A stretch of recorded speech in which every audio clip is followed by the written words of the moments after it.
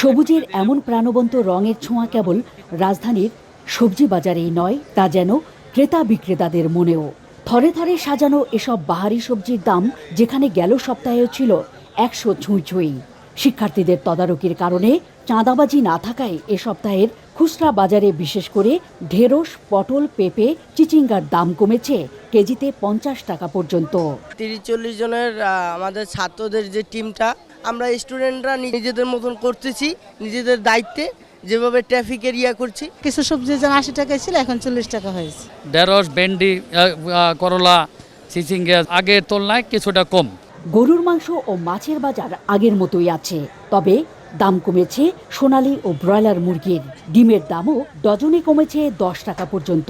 এক সপ্তাহ আগে ডিমের দাম ছিল ডজন 160 টাকা, এখন 150 টাকা। চালের দাম গত সপ্তাহে কেজিতে 5 টাকা বাড়লেও তা এখনো কমেনি। অপরিবর্তিত রয়েছে আলু, রসুন ও পেঁয়াজের দাম।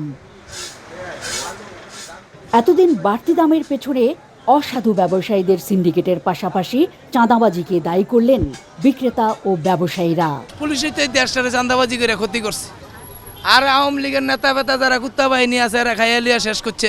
একটা গাড়ি থেকে হাজার হাজার টাকা নিয়ে যেত, এতে করে মালের দাম বাইরে গেছিল গা। এখন চাঁদাবাজি বন্ধ হয়ে গেছে গা। এখন চাঁদাবাজি নাই, রংবাজি নাই, আপনার সিন্ডিকেট নাই। এখন মালের দাম আমরা প্রতি কেজি 50-60 টাকা কম।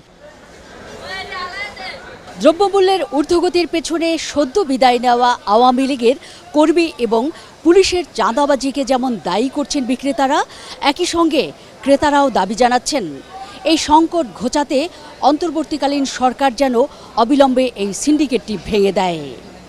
Mahfuza Moslehi, ATN news, Dhaka.